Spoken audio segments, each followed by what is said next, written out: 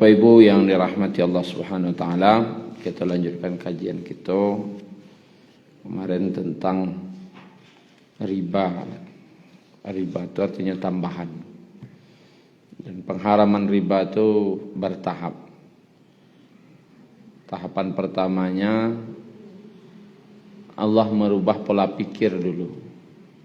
Bahwasanya setiap riba yang kamu ambil itu bukan bertambah di sisi Allah, tapi sedekah wagihan pitih wak ke orang itu yang bertambah. Dia merubah pola pikir. Kemudian larangan tentang mengambil riba berlipat ganda, baru terakhir turun wadharu ma baqiya minar riba. Wadharu ma baqiya minar riba. Tinggalkan sisa-sisa riba. Jadi yang akan diambil hanya pokoknya saja. Kemudian kita lanjutkan kaji kita malam ini tentang hikmah diharamkannya riba. Kok diharamkan? Apa hikmahnya? Yang pertama adalah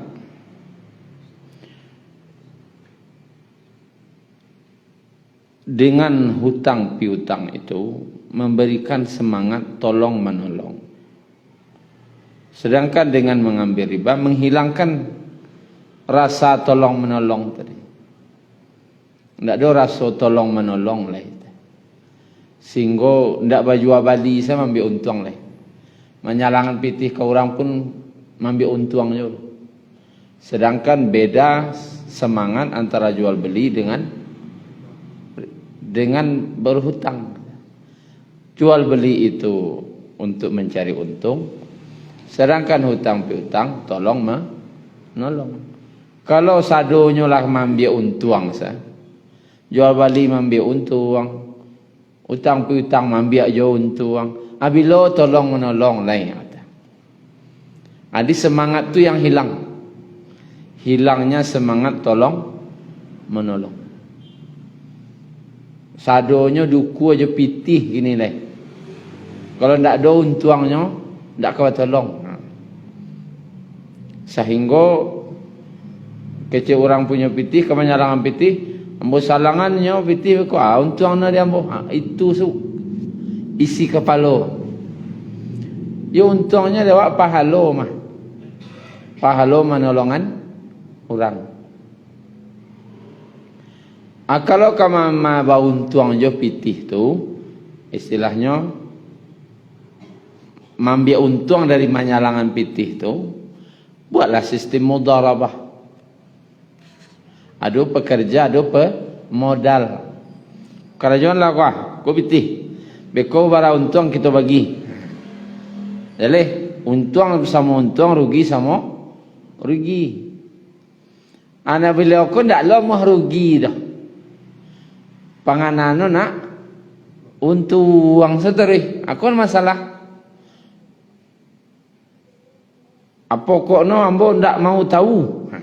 Ai kok nak masalah. Pokoknya pitih ambo harus balik bersekian tiap bulan. Itu kan ndak menolong namanya tu. Talambe dan kareh lo mainan sudahnya ndak tabiyah, sudah talambe bayar di dandolo. Kira-kira semangat siadun tu nah. Semangat tolong menolong ini kata semangat menggolong itu. Prinsipnya tu tolong menolong. Sudahnya ndak talok membayar. Pitihnya memang waktu itu sedang tak ada, yang beroda aku kan tak deteh tarikh. Kadang yang lebih lancarnya maya tarikh. Di tiba lo masuknya balimpi kebutuhan kau. Tak bisa nyombayar, adi dando lo tu. Hilang semangat daripada tolong menolong. Menggolong jadi. Makanya diharamkan.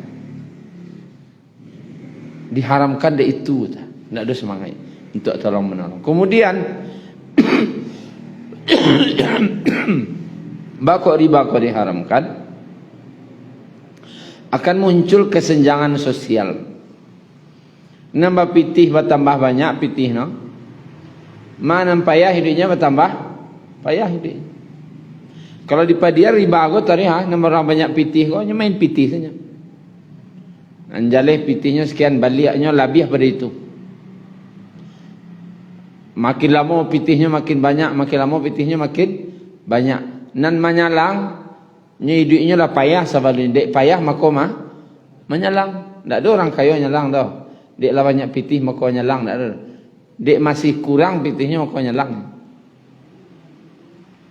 Deknya masih butuh maka menyalang. Kini diimpi lo dengan kewajipan melebihi yang seharusnya. Utang sekian harus lebih sekian. Bayar untung tak untung oleh orang bayar harus sekian. Kuda di dandolo tambahan. Makin tapuruk lah duit orang kau. Nanti tambah kateh duit no. Nanti tambah ke bawah.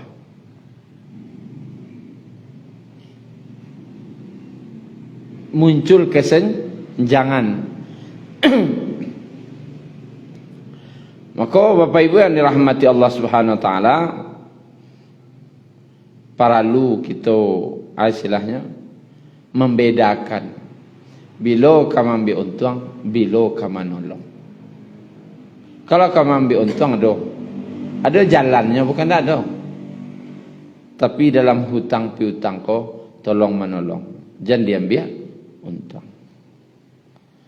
Kemudian Bapak Ibu yang dirahmati Allah, ada jenis riba. Ada riba nasi'ah. Riba nasi'ah ini melebihkan pembayaran barang atau yang diutangkan karena diundur waktunya. Riba sejenis ini diharamkan berdasarkan Al-Quran, sunnah dan ijma'. Wak bautang lalu diakadkan salang bo piti 10 juta. Jadi pi balian nanti 2 balik. Kalau itu diakadkan dari awal, haram secara Al-Quran, sunnah dan ijma'. Dan dia tak mau tahu, jelas bayar 2 balik. Kecuali boleh dibolehkan itu adalah kalau inyo bautang salang 10 juta, lalu pas membalian dilabiahnya di orang tu tanpa ada perjanjian, boleh. Tapi yang tak dibolehkan itu adalah karena akad palabiah. Dan iko na'udzubillah merebak kadang ke pasar-pasar, ke kampung-kampung, ke kadai-kadai ketek, datangnya ke kadai. Baru modal bu, ke pasar 1 juta. Abayasa nanti berapa? Sabale. Abayasa sabale. Atau dia perlu piti sekarang 1 juta. Fi potong kau langsung administrasinya nang katangan 8,5 bagi piti sekali. Apa ibu perlu piti? Kau piti langsung bagian 850. Pina utang 1 juta kau. Ada benda itu tu. Boleh kan? Itu riba tu. Aja dimakan je pitih tu. Jadi makan je.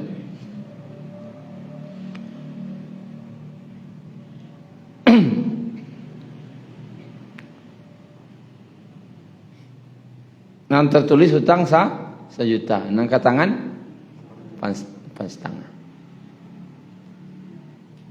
Walaupun diakadkan bukan hutang piutang jual beli, tetap riba. Oh, apa? Ku ameh. Sagram kau 1 juta. Bara ameh gini. Oh, ameh 1 juta. Ambo balik yo. Yo pi utang wah. Pi barang tak ada kau dah. Mau balik yo ameh 1 juta tu yo pi utang. Jual kambo deh. Jadi berapa 850. Ada jualnya ke. Tapi berarti membayar nanti 1 juta. Namanya bai'ul ainah. Jual beli asal kecode saja. Akal-akalan. Akhirnya dibalinya lah meh tadi dengan harga 1 juta, barangnya tidak ada dah. Dijualnya lah di orang tua meh ndak ada tadi itu. 800 dibalinya 1 juta. Kemudian diagihnya pitihnya 850. Tapi nya berhutang 1 juta. Walaupun jual bali tetap haram.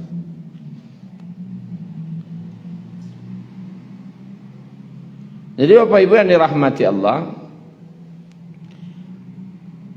jual beli riba yang seperti itu tuh keharamannya tuh 3 dari Al-Quran, Sunnah, Ijma'. Tidak ada jalan mengecek ambuliah. Tidak ada jalan dia mengecek ambuliah. Jadi jangan diakai jo bisa. Bisa nerimo itu tuh jangan. Ada riba yang kedua namanya riba fadl. Kelebihan dengan barang yang sama. Ameh jo ameh, pitih jo pitih, bareh jo bareh, gandum jo gandum. Makanan pokok.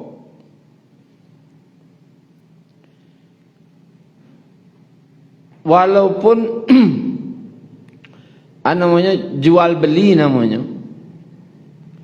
Ambo bali bareh kurik kusik ko apa? 1 liter.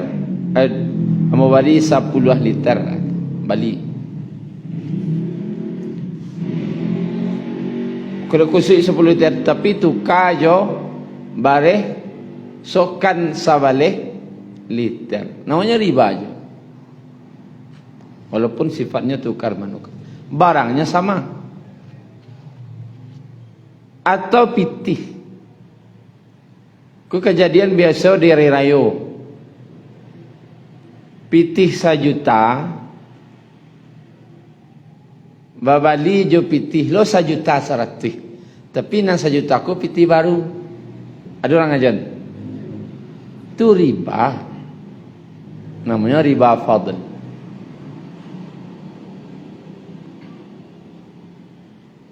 Kalau ada orang ngarajan itu tuh ingetan. Orang gue lupa kadang. Lupanya bahasa itu riba. Aja ni calian sendewa. Karena di posting orang di Facebook nampak. Siapa yang perlu duit baru hubungi. Ada orang hari raya para lu pitih. 5.000, 10.000 untuk THR kan, ti baru. Di balinya bali pitih. Tapi bali pitih jo pitih ndak boleh. Ada sengaja orang mencari pitih jo itu. Bola bahaya. Dia ambilnya pitih ke bank 1 miliar, dijualnya 1 jutanya 1 juta 100. Berapa bodinya? Dari 1 juta itu balabo 100.000. Kalau saya berapa miliar? 1.000 juta berarti berapa untung? 100 juta untung.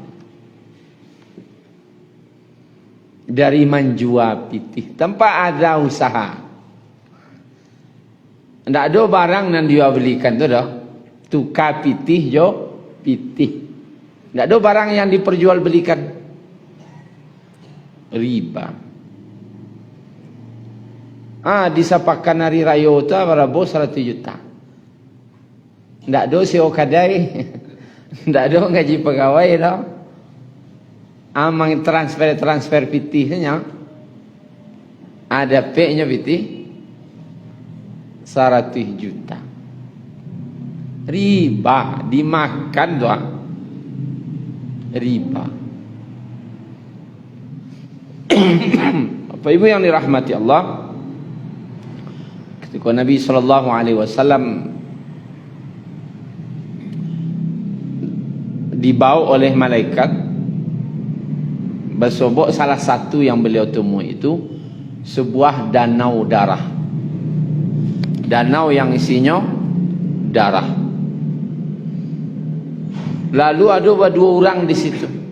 Danau darah tu busuk. Sabana busuk.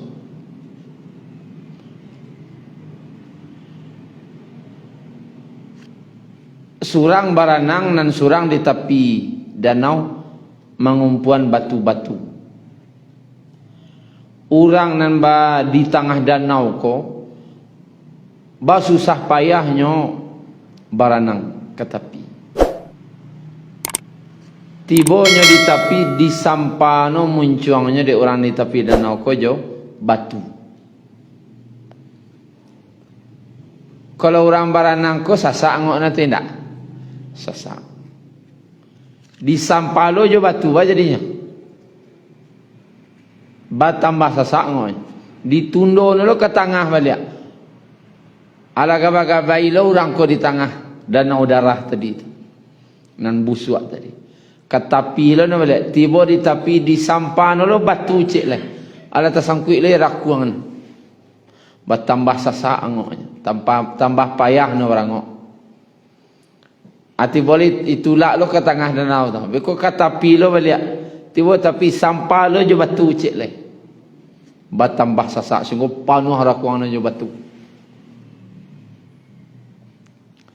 Lalu yang ditanyakan oleh Nabi SAW, siapa mereka itu? Maka di akhir hadisnya baru dijelaskan oleh malaikat tadi, itulah orang pemakan riba. Pemakan riba. Jadi hang orang lah sasak dulu di dunia payah deh. Idenya lah payah, ditambah payah lu sudah tu. Tambah sasak orang bayarnya. Tambah lo dan doonyo leh. Tambah sasak lo orang dibuat. Jadi nyo main pasusah orang, di pasusah lo nanti di akhirat. Belum nanti dibangkitkan dalam keadaan tidak mampu berdiri. Illa kama yaqumu alladhi yatakhabbathu asyaitanu minal mas. Kecuali seperti orang yang kerasukan setan karena penyakit gila. Ada nazabnya nanti di neraka, paruinya sekadang rumah, bayang. Badan sekadang badan awak, parui sekadang rumah. Dan parui tadi diisi penuh dengan api dari neraka. Air elo-elo no parui nanti dia tu maka riba. Parui ndak sarang rumah dah agak bunci seketik lah sesak ngok dia nak. Apalagi sarang rumah nak elo-elo kan. Ndak sesak ngok dia nak tu. Anu le kena siksa. Alulu nanti masuk ular ke dalam melalui mulutnya, dalam hadis lain melalui duburnya, lalu di cabiak-cabiaknya, yancuannya isi parui orang yang sarang rumah tadi, sehingga terputus-putus ususnya, sehingga keluarlah ususnya itu dari duburnya. Bayang.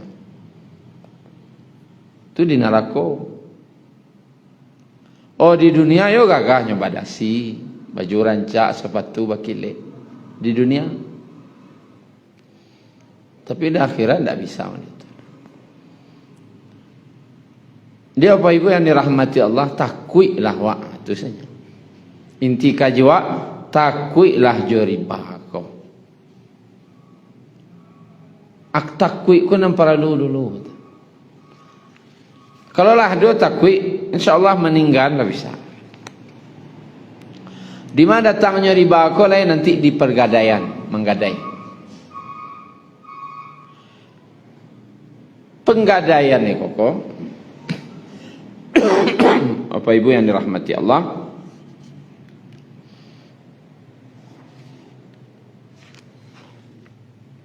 pemanfaatan barang gadai. Kita lihat di sini bab pemanfaatan barang gadai.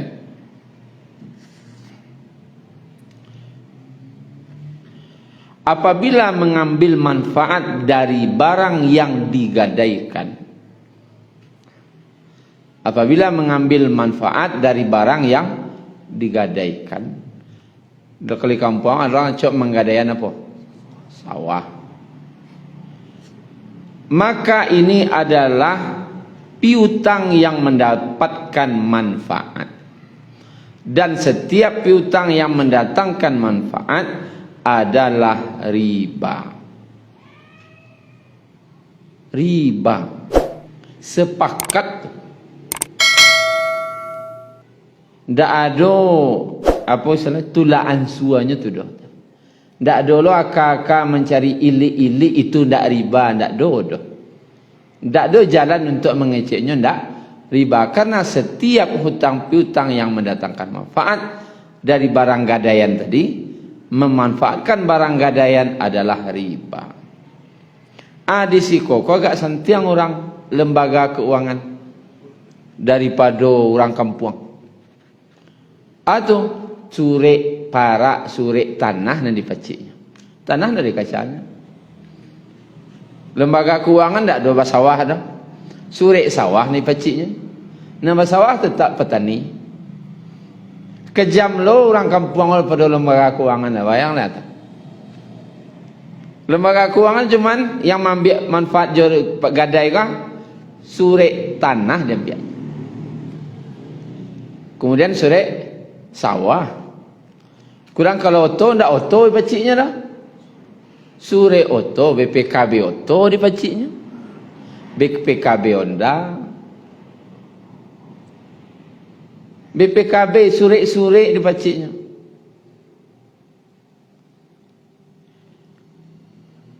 Itu yang bisa dipegang itunya. Tapi yang sawah, yang oto, yang onda, ya pakai salah diorang tu. Ndak ada lo lembaga keuangan kini nama ngaraja nama diambilnya oto tu direntalannya. Untung rental kon untuk inyo ndak ada lo dah. Kan sama aja tu kini kira-kira ta. Orang nan pegang gadai di kampung tu. Ambil sawah. Dipaciknya sawah ko sampai orang membayar. Diolahnya sawah ko, setiap keuntungannya ambil. Tentu mau dituluh jadinya kalau tiba di oto. Salam pitih bara 1 juta kotoak jaminan. Jo oto ni baciknya. Di rentalan oto. Untung dari rental ko inyo pembiak. Semua itu kerja. Riba. Kepada Bapak Ibu yang dirahmati Allah, bolehkah mengambil manfaat dari yang riba itu? Dari barang gadaian boleh kalau itu binatang ternak yang memerlukan biaya. Gadaiannya kudo, makan kudo orang gini. Ini gadaiannya jawi beli rumput jawi tau. Adi perah susunya boleh, tapi dijual untuk pembali rumput. Itu nak bolehnya. Dijual untuk pembali rumput. Bukan dijual susu kau untuk tambah pitih lanjut, ndak, pembali rumput. Itulah nak boleh. Kampan yang nak apa lapis salah jawi tu, apa cik salah jawi kau pada susah lah modinya. Buat sesurik utang piutang. Padu payah nak perlu jawi orang luar go baluan. Apa salam mau piti kat 10 juta ba pecik jawi yang bawa. Tu mencari rumput jawi lo kerajua apa dia asal. Tulis salah surat bilo ke dibayar.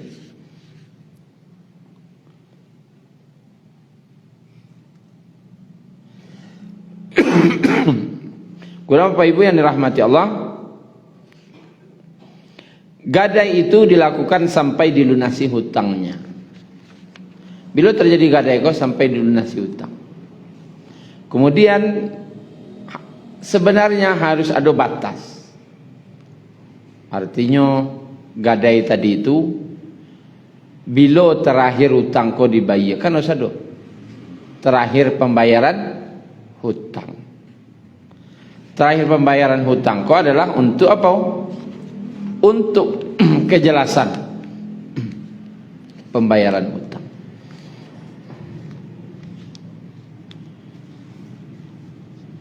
Disebutkan jika batas waktu telah tiba, maka penggadai wajib membayar atau melunasi hutangnya. Jika dia tidak mau membayar, lah tiba masuk membayar tu. Nanya dia mau lunasi hutangnya. Maka penguasa boleh memaksanya untuk bayar atau menjualnya. Jual sawah tadi, hutangnya 10 rupiah meh, jual 15 rupiah. Tak jual 15 rupiah, na 5 rupiah balian ka orang yang punya sawah. Ambil se di orang ko 10 rupiah. Kemudian kalau kurang salang 10 rupiah, rupa terjual 8 rupiah ameh. Nan dua lay tetap jadi hutang. Tak lunas dah, tetap menjadi hutang. Kemudian di antara tradisi orang Arab, disebutkan di sini, apabila penggadai tidak mau membayar hutangnya, maka berganti kepemilikannya. Tak je tak bayar-bayar dia adalah bakal turunan lah anak cucunya. Tak je tak bayar itulah punya inyo seleh. Ko tradisi jahiliyah. Ada negara tu. Kalau lain sama jo jahiliyah kerajo baru. Dengan tidak terbayar tu kepemilikan tu tidak beralih dah. Tetap pemilik yang punya sawah, tetap inyo yang punya sawah. Gara-gara anda talok membayar hutang jadi beralih pemilik, tak ada cerita. Terkadang di daerah tertentu koko kabur dalam arti tak jalih teh. Kecik nan punya sawah ko cucu nalo kah? Ko ini wak punya sawah ko. Kecik cucu nan mangga ya punya pitih. Oh saja ini kami mengarayan sawah ko ceknya. Sing kabur tasianam punya dah. Ia memang enek wak digadaiannya dulu. Tak do gay doh ceknya. Lah cakap ujung-ujung. Cuman atau pasulan tua-tua atau tua kok leh tahu bahasa itu digadaian tu mah. Memang lah tak gadai akhirnya apa? Anu ujung-ujung tasianam punya orang yang punya pitih. Beralih kepemilikan. Inilah tradisi jahiliyah. Karena tidak tabayar kepemilikan beralih. Kau nak bayar? Kalau ada itu terjadi dewa, berarti itu memang barasiah kerajaan orang jahiliyah kerajaan. Kamu tidak tahu bahawa penggadaian di negeri awak. Cuma nanjaleh mambiak untung dari dengan hutang piutang gadai tadi, ini adalah riba. Wak menggadai nameh. Ambo perlu pitih 100 juta. Ko ameh 50 ameh. Konten, enggak salah dua estimasinya 2 juta 300 harga ameh cek. Disalanganlah pitih 100 juta. Dengan 50 rupiah ameh sebagai gadaian jaminan. Makanya harus membalian pitih 100 juta itu dalam tempo bila 3 bulan. Kudang kalau tidak terbayar ada kena biaya namanya. Sekian persen dari pitih. Biaya kolah, biaya itulah. Kalau itu untuk untung, namanya riba. Alah sabui namanya biaya administrasi kah, biaya sekolah. Kalau itu untuk untuang namanya riba. Keuntungan dari barang gadaian itu namanya riba. Sabulan lain lunjuk tak bayar karena itu administrasi dia. Sabulan lain lunjuk tak bayar karena itu administrasi dia. Namanya riba. Jadi hati-hati. Pemanfaatan mengambil keuntungan dari barang gadaian namanya riba. Jadi Bapak Ibu yang dirahmati Allah, ada berapa hal yang kan kita jauhi dari muamalah tadi. Mungkin akidah wak belajar akidah lah bagus, ibadah wak lah bagus, lah tahu wak tentang solat, tentang puasa yang benar. Tapi ibadahku baru Allah terima ketika muamalah wak pun bagus. Ibadahku baru diterima kalau muamalah tu bagus. Tanda muamalah tu yang bagus, pertama terhindar dari riba. Kan itu kajian pertama. Yang kedua terhindar dari gharar, tipuan, ketidakjelasan, barang tak jaleh. Hindari itu, hindari riba, hindari gharar, tipuan atau ketidakjelasan. Ketiga, hindari maisir, bajudi, untung-untungan. Jangan cari usaha yang sifatnya untung-untungan. Contoh dulu salah satu bentuknya tu masukkan pitih koin, lalu datangnya basinya yang biaknya neka kau.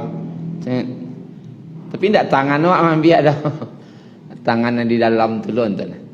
Tak tangkik na dah, itu hilang. Itu namanya maisir haram. Ada muka-muka toko nampak dah mula. Ada orang meletakkan itu kini. Itu namanya maisir, judi. Masukkan pitih. Masukkan pitih. Untuang-untuang dapat. Untuang-untuang aja. Kalau tidak dapat, pitih hilang. Itu namanya judi itu.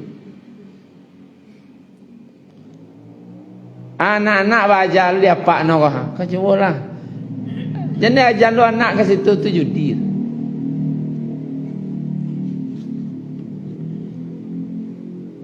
Bercukudo. Apa taruh? Siapa menang nomor tu kudo nomor sekian menang ah. Taruh tu judi kan jaleh dah. Untuk anak-anak dulu tu judi. Mari tadi. Aceh lah judinya. Diajar anak-anakku berjudi dia kata lah bahasa kalau balataan kartu petak-petak tu namanya gambar-gambar 10 buah surang ku bayar terempa kau pakai kacik-kacik dulu kolok ya letakkan kolok no. 10 buah surang kartu. Sanuno berlimo main kok. 10 surang. Si anak kane terompa habis dinyo bara keluar dari garis punya nyo. Itu judi no. Ada kecek, kada ketek anak kau lah judi. Main kelereng. Orang main kajai. Main kelereng kau balataan kolok no ora 5 buah surang dalam lingkaran. Apa tembak dari jauh ni kau. Si baranang kanai baranang keluar dari garisnya nempunya. Itu nan judi itu. Anda diajar nak awak berjudi saya ketik tu. Kami tak ada judi-judi dah Ustaz. Mengapa? Kami main badminton si anang kalah ino nama membayar tetalua no. Itu nan judi itu. Si anang kalah nyombayar tetalua. Tapi kalau bergiliran boleh. Giliran contoh mandat namanya ya. Orang ko berdua, sini lo berdua main. Hari kini orang nama dua na solasiko bayan. Minggu biswa solasine bayan. Giliran tu boleh. Pindah ada hubungan kalah je menang. main domino, main kartu.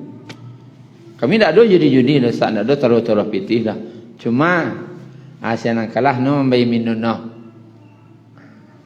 Itu nan judi. Khatam Quran bisa jadi judi, bisa. Kalau hadiah khatam Quran tu dari iuran wali santri, wali murid, itu judi no. Yang apa beda permusabakah dengan maisir? Musabakah perlombaan, kan musabakah apa sebentuk lomba, nyo boleh kalau hadiahnya disediakan oleh seseorang. Juara satu, misal khatam Quran kah, atau lomba pacukudo, atau lomba apa saja. Juara satu hadiah dari Pak Wali Kota, Pak Upati. Juara dua dari Pak Camat, juara tiga dari Nyak Wali Nagari. Boleh. Tapi kalau orang hadiah diambil dari iuran peserta, namanya judi. Itu membedanya. Musabakah perlombaan disiapkan hadiah oleh seseorang. Kalau judi hadiah disiapkan peserta. Itu beda. Awak menurut awak khatam Quran kau bisa menjadi judi atau perlombaan, di situ sebedanya. Hadiah khatam Quran ko dari siap. Kalau dari iuran mambiak, kan ada orang khatam Quran kadang minta sumbangan tapi jalan remaja masjid. Kalau hadiahnya dari iuran tapi jalan itu boleh. Makanya sisihan di panitia. Kalau awak jadi panitia khatam Quran misalnya, tolong sisihan pitih. Ko pitih iuran wali murid, iko pitih dari luar wali murid. Dua enggoknya. Kalau kau membeli hadiah, beli hadiah dari yang non atau bukan wali murid. Tapi kalau hadiah di piala-piala tu beli dari pitih iuran wali murid, namanya judi. Khatam Quran bajudi, kau bayo dah. Tak jadi pahala dah, dosa jadinya. Sakampung dosanya. Itu sama bedanya. Di itu nak kau hindari dalam muamalah tu. Tadi apa?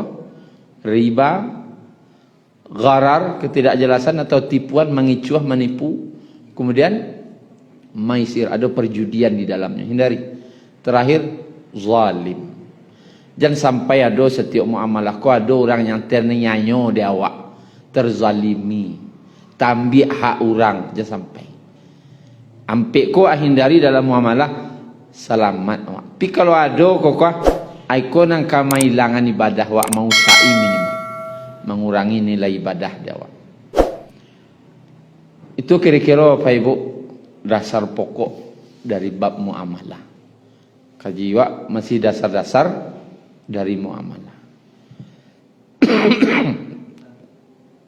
Iya Pak.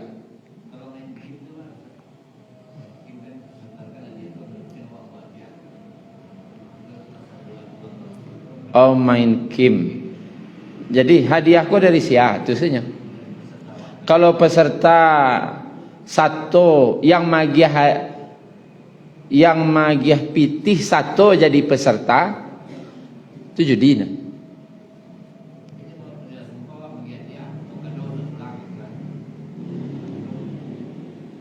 Ndak itu saja. Orang nama magiah pitih kau satu ndaknya main itu saja.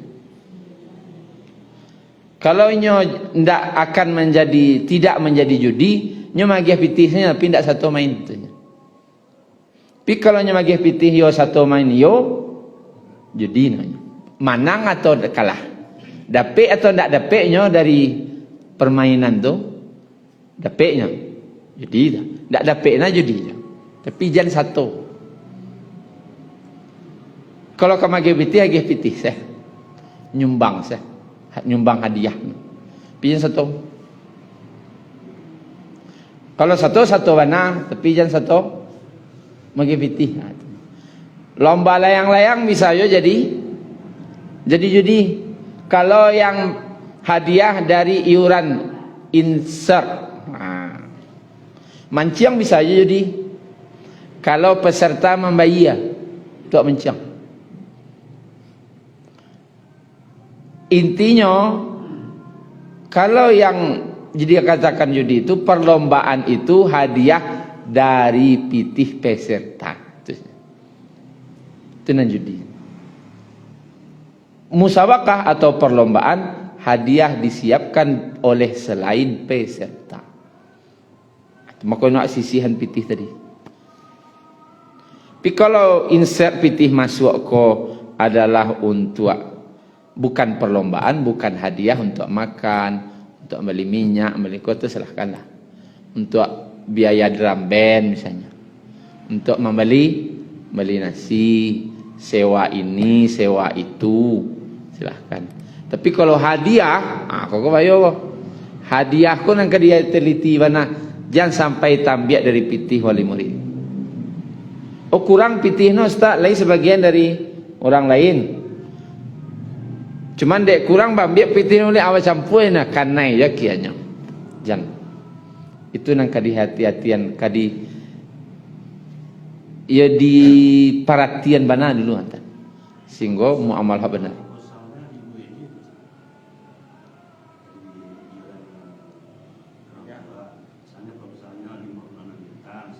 Ya. Proposalku ke orang kampung atau wali murid? Masuk hadiah dalam? Karena itu. Kalau dalam proposal itu tertulis iuran wali murid untuk beli ini termasuk beli hadiah. Kau bayo kau. Ilangan beli hadiah tu. Hadiah kau mintaan ke orang. Pak kau anak nawak kampung ke katam Quran wa. Kau mintaan ke Pak Camat hadiah untuk juara 1 ke Pak Camat wah. Pak Camat jadi hadiah juara 1. Datang lagi nyak wali jadi nyak wali juara 2 nyak wali Pak Camat untuk juara 1. Datang lagi nyak jorong. Atau siapa orang kayu di kampung tu. Datang orang kayu di kampung tu minta hadiah ke nyok. Tapi jangan peserta. Atau wali murid itu saja.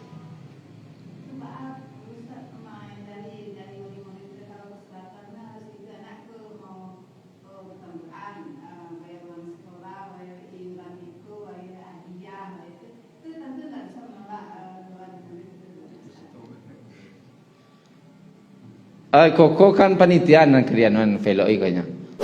Ya. Panitia sisihan pitihnya. Itu saja. Ndak dilarang ke kegiatan itu. Pitihnya tolong sisihan.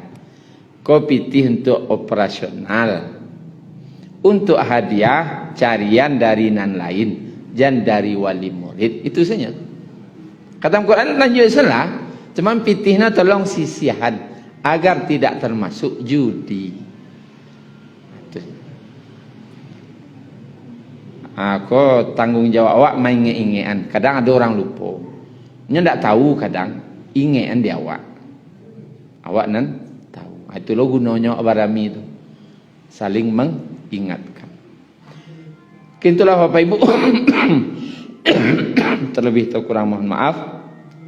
Subhanakallahumma rabbana bihamdika asyhadu la ilaha illa anta astaghfiruka wa atubu ilaik. Assalamualaikum warahmatullahi wabarakatuh. شكرا يا ربي شكرا هديت قلبي شكرا